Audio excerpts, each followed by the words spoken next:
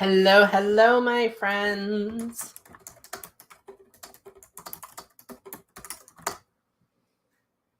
Hello, hello. I'm going to just hang for a second, let people join. Get my computer mouse to work. Hello, hello, hello. And grab some links for you as well.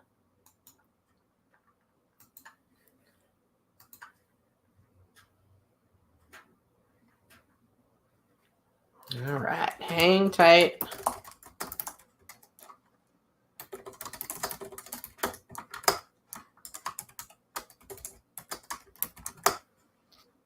Hello, hello, everyone. Say hello in the comments.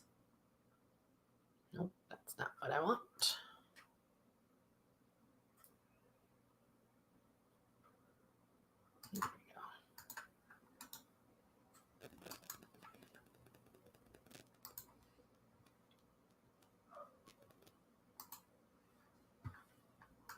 There we go. Hello, hello, friends. How y'all doing? There we go. Now I'm starting to see ya. Beautiful day here in Fargo. It's cooling off. We're definitely getting closer to snow. Sometimes we get snow by Halloween. We will see. I know Montana's gotten some snow. Sometimes it makes its way here for us. Hello, hello. Good to see you all. All right. So I thought today we would talk about creating change in your life.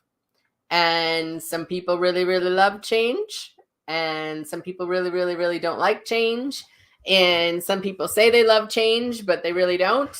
And some people that say they don't like change, they actually do.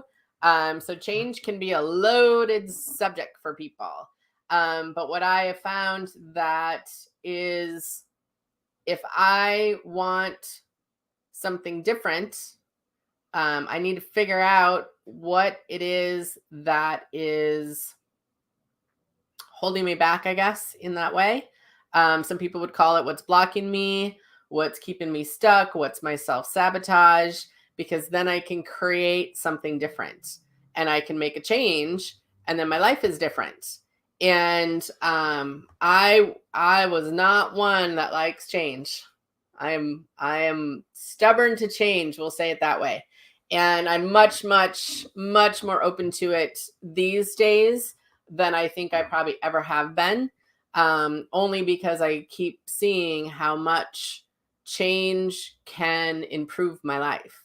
And that's in every aspect, whether it's relationships or money or business or health or connection, like all of that kind of stuff.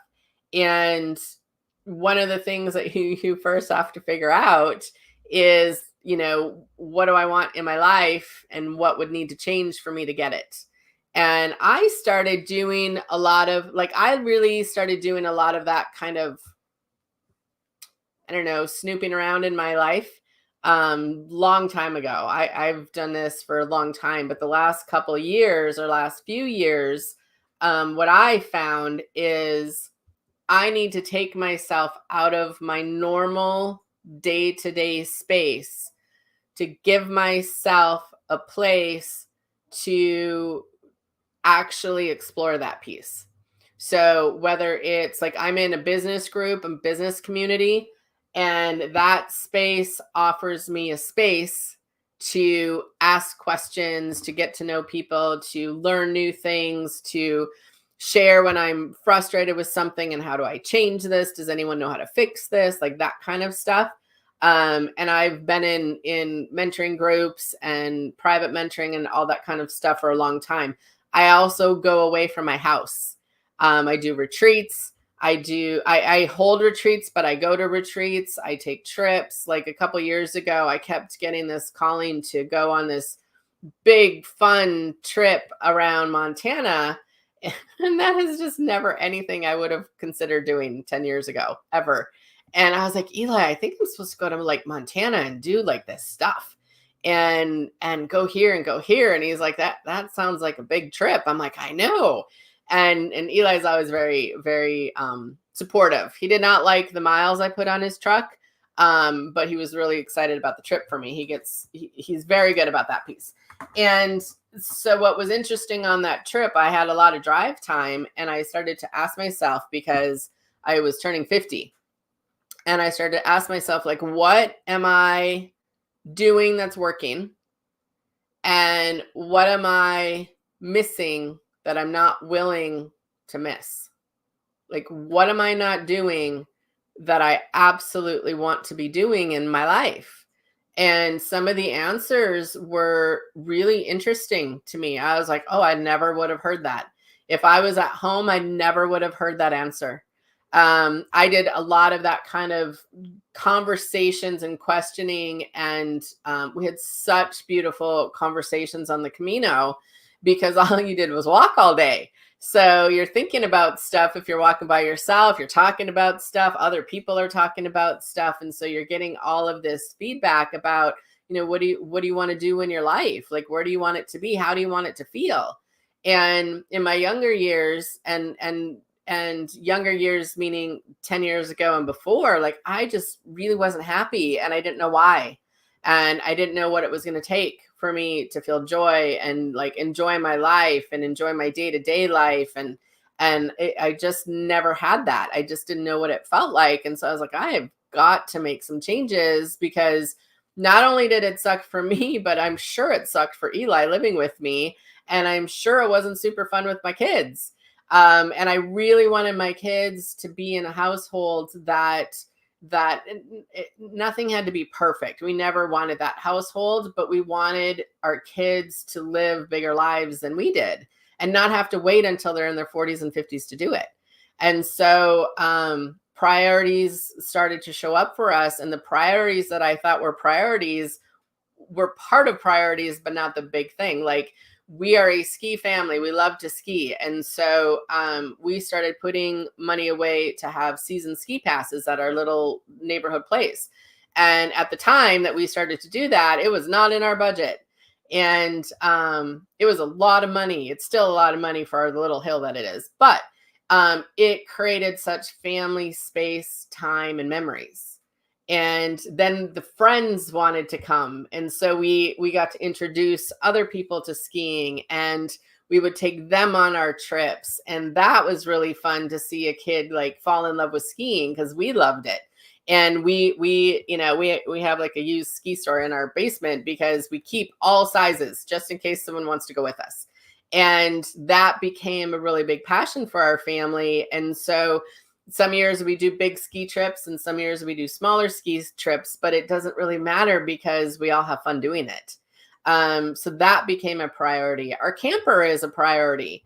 Back in the day when we were broke, like, what I realized was, we always figure out a way to make sure the camper, like the season pass, is paid for. And I said, I didn't realize that was such a priority, but it really is. And it really was at the time, because we didn't do a lot of vacations. We didn't take our kids a lot of places. We never did Disneyland or any of that kind of stuff, but we would take them to the lakes, and we would bring friends to the lakes, and we would go swimming and fishing and skiing and all the stuff. And that was really fun for us. And we had such great neighbors. Like, we all raised our kids together. And so that was really fun. And so when we started to create change in what we wanted, like, we had to change our priorities. And my priorities was always paying bills. That's what I grew up in. We always have to pay our bills. We're working to pay our bills, paying our bills. We always have to work to pay our bills. Still true today. However, I know in my brain what I shifted into was, I want to pay my bills and I want to travel.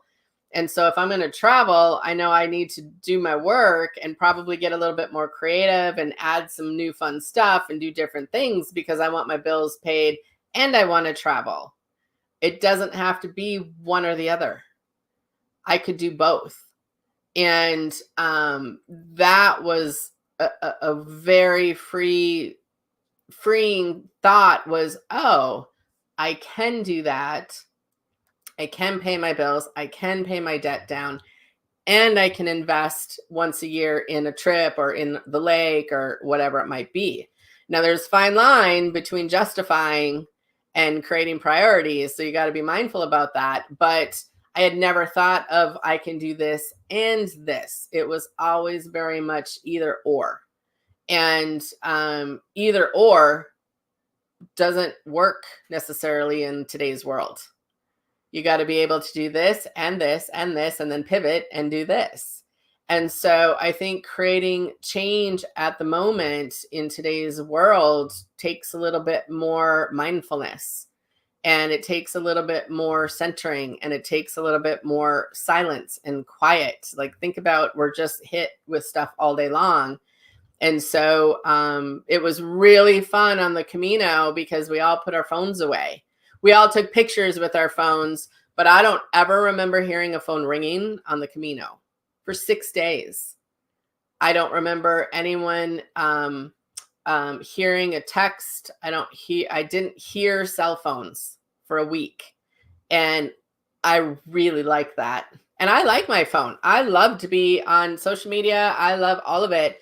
But it was so great to put them away and just be with ourselves. And so sometimes if you can't get away from your space, you can't get away from your family or your job, like, just put the phone away and go for a walk for an hour. And you might be surprised how freeing that feels once you get over the, oh my God, I might miss something in the hour. But creating change, you have to understand where you want the change at. And I didn't want to just work to pay my bills. I just didn't want that.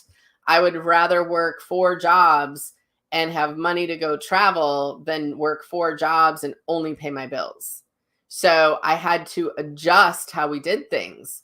And we had to adjust, and I had to learn about finances, which I hated. Hated it. But I knew if I didn't, I would never move ahead. I knew I would never move ahead. If I didn't figure out how to do something different, I would never move ahead. I wanted community and I wanted friendships, but I wanted community and friendships that could talk in my world. And a long time ago, the friends that I had didn't know anything about this world, first of all. Plus, half of them thought it was evil. So it didn't work. And so community and friendships and people that I wanted to talk about this stuff with and not feel like I'm going to be shunned from the group, that was important to me.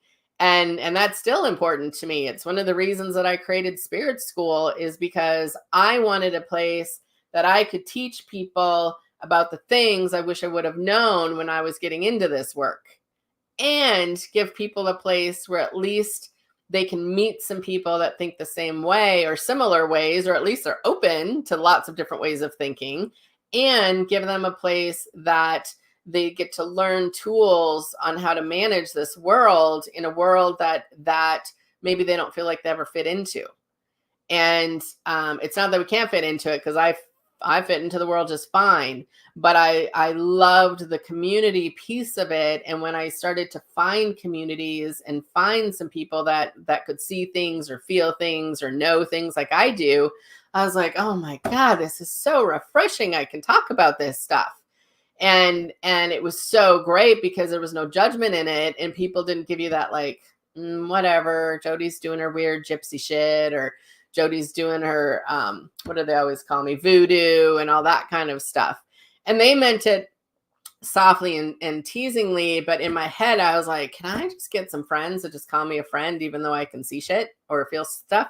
So having a community like Spirit School was something I knew I wanted to do it 5 years before I did it.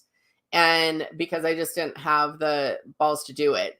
And it's a lot of work, and I didn't know how to do it. And there's stuff I'm still learning, and there's stuff that we're still growing into, and there's systems you got to learn, and there's tech you got to learn, and there's payments you got to keep track of. Like, there's so much to the back end of it, and I'm learning all of it. And I have a support system behind me now that if I don't know something, I have lots of people I can ask, and they're not people that are going to judge me because I don't know. They're going to be like, oh, yeah, I remember when we did this, or hey, call these people, or hey, I know how to do this. And so that was a change in my life, is to have a support system that actually was supportive.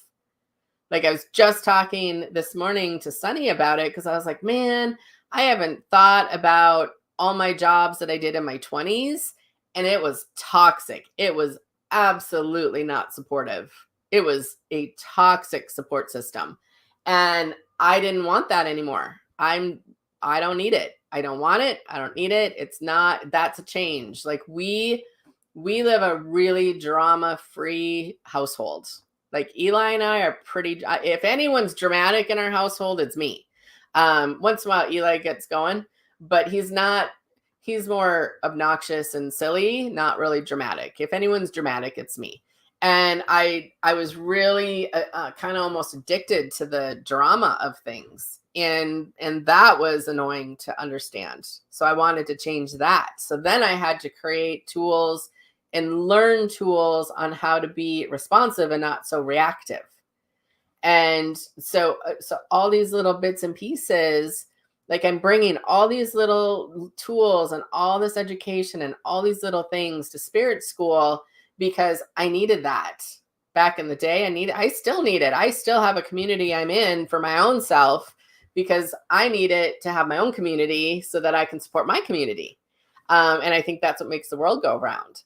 So those of you watching or watching the replay later, I love that you guys watch the replays. I love that so many of you are watching the replays. I know it's hard to catch the lives now, but, are you a change lover? Do you love change, or do you fight against change? Give me a little feedback in the comments. Where are you with change? I have learned to love change. That's what because there's nothing you can control around change, because change always happens. Always. And what I've learned, what's really fun that I've learned with some of the colleagues that I work with, or some of the people that I follow, or some of the people that I kind of watch, I love when their business changes. I love it, because that means mine's changing too. And it means that I'm growing and I'm expanding into what I want. Like the life I'm living now is what I wanted 20 years ago. And and that shows you kind of where I was 20 years ago. And now I want more. And so what do I need to do, and what do I need to shift, and what do I need to change to start growing into the more? And my more, like I said, I'm slow girl. I go slow and steady. I don't always do fast change, or I'll do it really fast. Like I'm an all or nothing girl too. So I'll change everything and then I don't stick with it. So I've had to change that too. So we work a lot about that in Spirit School too, you guys. Okay. I love that. Jen says, I want to be a lover, but currently I'm a fighter. Yeah, I still fight it sometimes, but I usually use my fights as teaching material and good stories for you guys. Not a changed person, but I'm learning to be. And I do think you can learn to be. I do. I think you can learn to embrace change and not fight it so much. Like the full moon, you guys, part of the reason that people go wild on the full moon is because they're resisting the natural essence of the full moon, which is to release what no longer serves you. But we hang on so tight to that shit that the moon will fight. Like the moon doesn't fight, but we fight against that energy. Like the moon's trying to release it and we're trying to hang on to it. And so then it creates that craziness. So isn't that interesting? So start with the moon. If anything, start with the moon. Join my full moon clearing and start to learn how to release things and how to let things go so you're more open to receive. Like I really started with moon sessions because part of it was because I fought against it. So I'm like, well, shit, if I'm teaching to receive and let go, then that's going to help me and them. Okay. Love to change. Change makes you grow. Helen says it depends on the type of change. Some changes are exciting. Others may have apprehension. Yeah, definitely. I always have, and I would say always, people don't believe me, but I'm like, I always have a little anxiety or apprehension when change is involved. I don't know a time that I was like, holy shit, this is so good. What great change. I don't know that I've ever had that experience that I can think of off the top of my head. I usually have to like resist it for a second and feel through that resistance and why am I like I study it. You don't have to, but I do. So then I'm like, oh, okay, 1, 2, 3, go, Jody. Like, let's go. 1, 2, 3, go. Let's just change. Let's do it. So I agree, Helen. Change is scary, but amazing in life. My friends would tell you I'm the one with the most ready to punt, as I say. Yeah, you just got to go. It was really funny on the Camino. We were doing kind of a feedback piece, and one of the underlying stories that I sometimes carry was like, I can't do this or I can't do that, or I don't feel like I can do, like I can't do it. And it's not a super out loud thought that I have, but it's something in my mind. And I was working on that on the Camino, especially on our 18-mile day. And later I was kind of sharing about that. And one of the guys was like, what? Like, you're not an I can't girl. Like, every time I saw you on the Camino, you're like, come on, we can do this. We can do this. And I'm like, dude, I have to do it that way because I can't tell you what I'm thinking in my head. But it was so fun to have someone see me that way.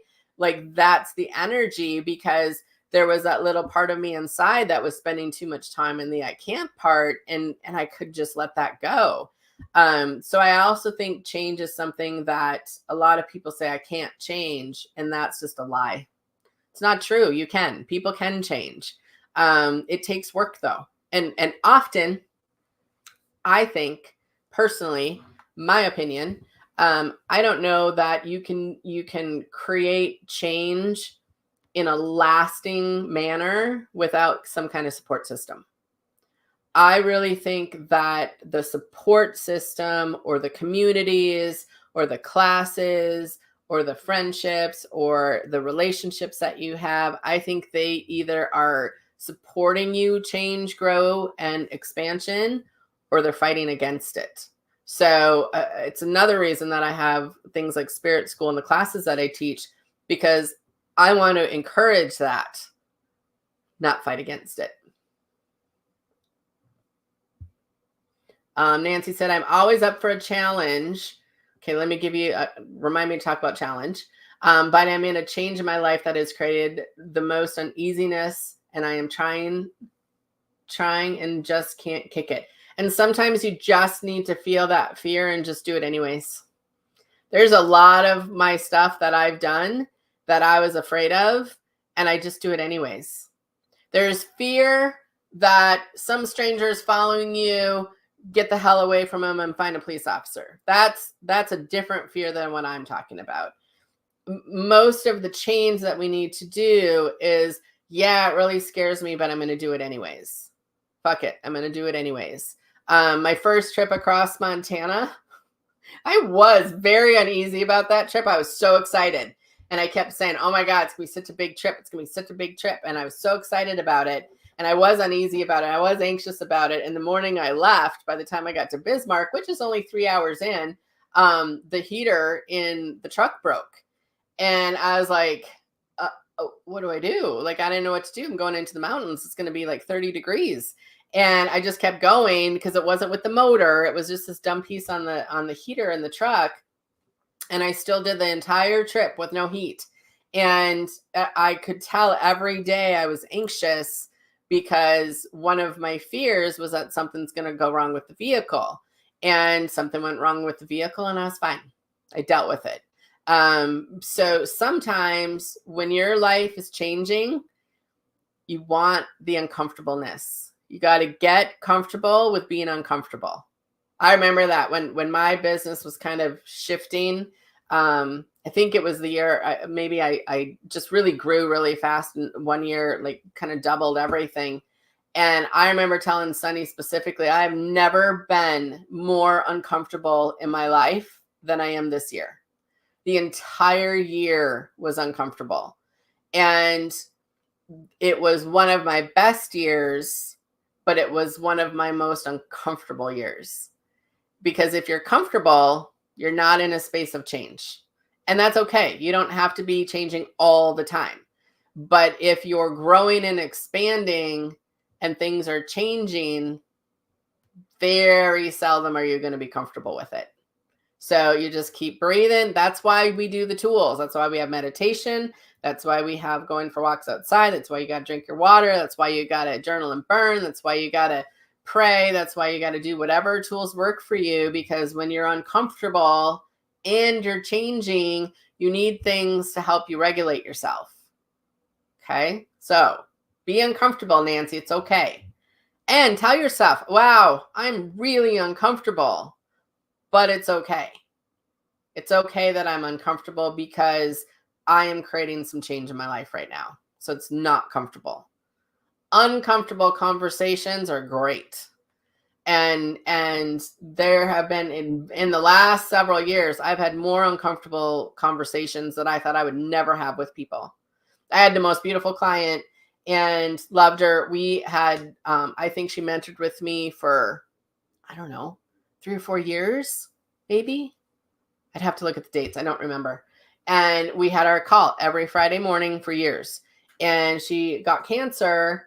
And we were talking about her treatment plan. We were talking about everything that was happening, how she was dealing with it. And I remember telling her specifically, like, listen, right now we're planning for healing and keeping you comfortable and keeping your mindset good and setting some boundaries and like blah, blah, blah. I said, if it gets to the point where you decide not to do chemo anymore, that's your choice. That's your right. And then we're going to have a different conversation. And it did get to that point. And we did have to talk about, how do I prepare to die? How do I prepare to leave my kids? How do I prepare to do this? How do I prepare myself? And I thought, wow, I have never had conversations like this. And they were the most beautiful conversations I've ever had. They were the most uncomfortable, but they were the most freeing because she needed that. She had to have those conversations. And I think that created a space of peace. And so those shitty conversations that you don't want to have often are the best conversations to have because they create change. Eli and I have had some good conversations. Let me tell you, there's been some conversations in this little she shed because we didn't want the loudness in front of the kids. And so we would come out to the she shed and have it out. And they were great conversations because we could just put it all out there and then we could create change. Because if you're going to stay with someone for that long, like you're going to have some moments. And so creating change sometimes is loud conversations and sometimes it's very calm, collected, cool conversations. Okay. So when you're creating change, try not to do it by yourself. Have someone on your side, you know, whether it's a therapist, a minister, a coworker, spirit school stuff, a mentor, a counselor, like whatever you need. But I do think people need support in their life to create change. So for fun, tell me if you could change something for you that has nothing to do with anyone else out in the world. Okay, you can't change anyone else. But if there was something you wanted to bring into your life that would create some change for you, what would it be? So for me, one of the things I'm working on this next year is creating some change. And I'm pretty good, honestly, with my health, but I still have some respiratory stuff that comes every year. And I want some, I always forget the name of it. Stamina, like longer stamina when I'm doing longer hikes and stuff. I get really tired. So I want to work on that piece. So what's something that you would like to change for you this year? Not to be so fearful is a beautiful, beautiful focus. So I would ask Spirit, Jen, I would tell Spirit, you know what? I am open to learning how to be more brave with myself and how to release my fears. Like I would ask Spirit to help you to create some tools. That was actually my intention for years. I did one of my big moments of shifting was I was journaling one night. It was 2 a.m. I was having a panic attack. It was consistent panic attacks. It was terrible. And I remember writing, I am afraid every day I'm afraid every hour of every day, every minute, every second of every day I am afraid. I was so fear-based. And so I really asked Spirit to support me in creating a different way. So I didn't have to be afraid all the time. Or if I was afraid, to teach me how to walk through my fears in a way that enabled me to have a bigger life. So you can do that, Jen. I want to move without fear of moving is inevitable in the next year. I just want a smooth transition. Yep. So start asking Spirit to say, okay, so picture yourself already moved, Cassandra, and then ask yourself what needs to happen. Work it backwards. Like I would write it out. That's what I do. I like, this is what I want. And to have this, I need to work it backwards. And all these little steps need to happen for it to be smooth for me. Okay. So work it back. Okay.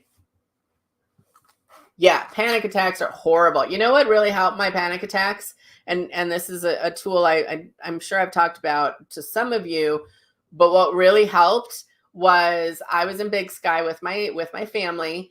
And it was really funny because my youngest, he's way tall now, but my youngest at the time went fishing with Dad. And my oldest stayed with me. And normally it was switched. Usually I always had Keaton, Eli always had Foster. And Foster wanted to stay and do his little race car. And we wanted to go on a walk and all this kind of stuff. And I was starting to panic. And I was starting to feel those panic emotions and that panic attack shit. And so we walked to the bridge and I asked Spirit, like, what do I do? I don't want to have panic attack in front of this kid. Like, he doesn't need that. And Spirit said, ask the river for permission to let your fears go. And so I asked the beautiful Gallatin River if I could, let my fears go within it. And I heard a yes. And then Spirit said, start throwing rocks. And so I picked up a rock and I saw it in my head to take all that anxiety from my body, push it out through my arms into my hands. And I was holding that rock and putting all that energy into that rock. And then I whipped it into the river. I think we threw rocks for an hour and every rock I picked up got bigger and bigger. And I just whip them in the river. And I have not had a full-on panic attack since. So I like that. I get anxious sometimes, so I have other tools that I do, but the rock really helped my panic attacks because I didn't want them to control me anymore. I am in control of my body, not my panic, not my anxiety, but I needed a tool to move that energy out of my body. Okay. Ooh, Nancy, that's a good one. So I have the feeling of never being seen in everything I do, and I want to shift this. So just trying to think if there's any fun little, so back in the day when I did group mentoring and stuff, one of the exercises we needed to do was and the algorithm is a little different now and stuff like that, but we would put a picture of ourselves on Facebook and we would put a little heading on there that says, if you had to describe me in 3 words, what would you use? And many people that wanted to hide, that was really hard for them because they had to be seen in the way that other people saw them. And what was always surprising is how kind people are. So you might want to try that, Nancy, and see. And then I would also ask Spirit. So I would ask your team, I'd say, okay, I'm ready to be seen. Show me my next step and see what comes up. Maybe you need to, I don't know if you do lives, but maybe you need to start doing lives on Facebook, or maybe you need to be seen in the community. But ask your Spirit team to start giving you opportunities to be seen the way you want to be seen. Okay. Cindy says, I'm going to travel even if I have to do it by myself. Time is moving. Yep. That's what I decided. So I didn't take my first trip until my kids were older, and my sister-in-law was going to South Dakota. And she's like, hey, pack the boys up and come to South Dakota with me. And I was like, I think I can do that. I've never done that. Like, that's a really long drive. Like, I don't know. And they were like 10 and 12 or something, or 8 and 10, or I don't know. They're right around there. And she's like, yeah, you can. Just get them in the car. Let's go. And we went. It's still one of my top 3 vacations because it was her and me. And then she's got girls. I have boys, but they're the same age. And we had the most fun. And it was so fun. And then I had to drive home myself. And it was so empowering to do that. And so then I don't know if it was the next summer or the summer after, I drove all the way out there by myself with the kids. And that's when I went over the Beartooth Pass by myself. And I was like, well, shit, if I can do that, I can go anywhere. So I'm a big believer. And then I flew out to Sedona by myself. So I'm a big supporter of traveling alone. If your spouse isn't into it, or you don't have friends that like to do trips that you do, I like to travel by myself. Because I can do what I want, when I want, how I want. I can go where I want. I can eat what I want. I can have my own space. Like, I love traveling by myself. I also like traveling with my family. I also like traveling with my friends. But I definitely did start doing more travel alone over the last probably 6 years, because there's places I wanted to go that people in my life didn't want to go to. So I'm like, well, fuck it, I'll go myself. So I'm a safety girl when I travel. Like, I have lots of tips. I always have a map, like a normal map. And I have, I people know where I'm at, like all that kind of stuff. So you just got to be safe about it. Sarah says, I want to accept my limitations on my physical body as it's not cooperating. So I would encourage you to work on focusing on what your body is able to do, and then go do it. And I would also encourage you to write a letter to your body. Anything you want to say to it, good or bad, even if you're pissed at it, like, just write it out. But then you got to let your body write a letter to you, because sometimes that's the disconnect. When you struggle with your body, a lot of times you're not speaking to it. Like, you're not friends with it. Many women are taught not to be friends with their body. And then if it lets you down, then you're pissed and you're just upset with it. And so you want to do some free writing, and you journal out everything that you want to say to your body, good or bad, does not matter. And then you let your body talk back to you. And then see what you can do physically, okay? And go do it. Because sometimes doing what you can do will help you move into the next level, okay? Like, I have a friend, and she's got MS and stuff with her body. And so when we travel or go do things, we travel around, like, she can walk like a mile. Like, that's her limit. And so that's what we look for. I look for cool little paths. What can we see within a mile? And so that we're both excited. And usually there's a waterfall or something we can go see. And so we just work with her limitations, and it's not working against them. It's like, what can we do? Let's go do that. Okay. That makes sense? Yeah, good. Yep. Because you want to be friends with your body. You want to be friends with your body. Like, one of the things I heard a lot on the Camino was like, oh my God, thank you, body. Oh, thank you, feet. We all thanked our feet every day because we were walking such long miles. Thank you, knees. Thank you, legs. Thank you, hips. Like, all of those pieces. Okay. So you want to learn how to be friends with your body.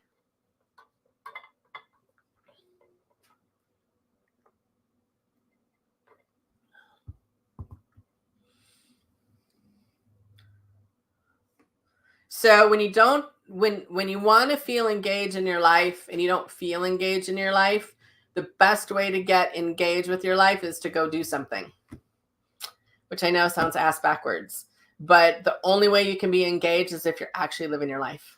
You got to go live your life. So if I'm not feeling engaged or connected, first thing I do is go outside and take a walk. Or when the kids were little, because you got little ones at home, I would force myself to do something, baking cookies or go outside, take them to the park. I went to the park a lot because then they would run. But you have to go do something. To be engaged, you got to be engaged.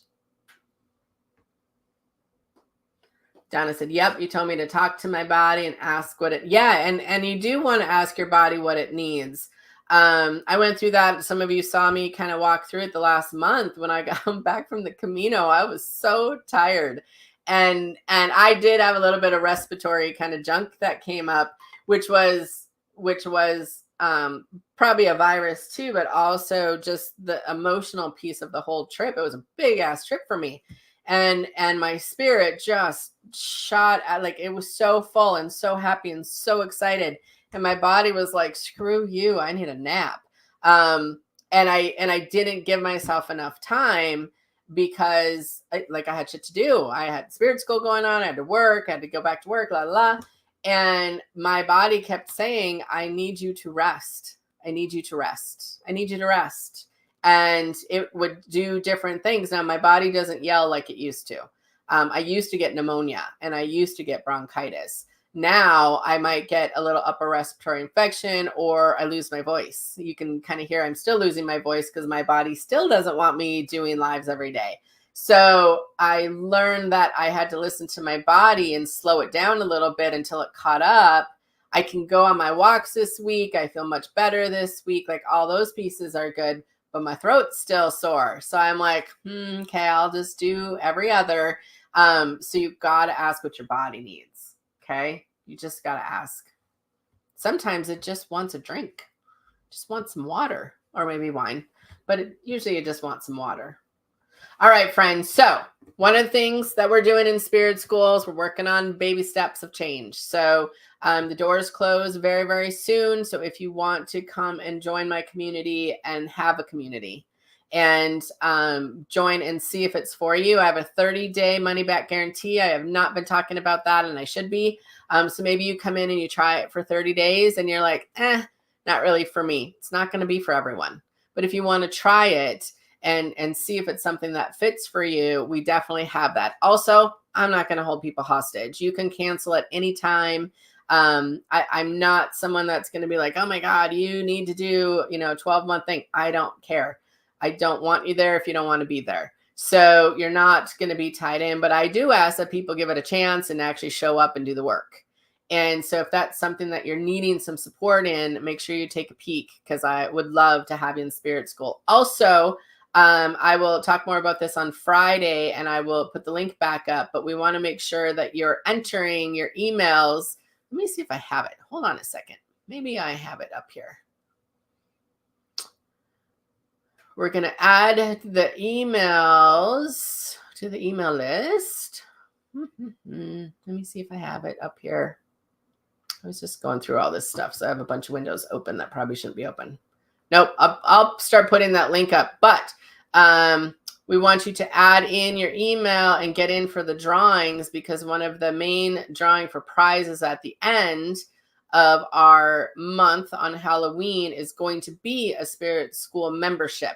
And if you've already signed up for your membership, I will just refund you. So you for sure will be refunded if you're already in. But that is going to be one of the grand prizes, is a Spirit School membership. So I want to make sure you get your emails in.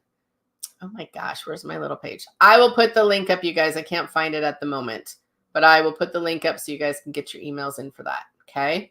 All right. Otherwise, I will be back on Friday. I will let you know what time. It might be 10, but it might be noon. So I will let you know.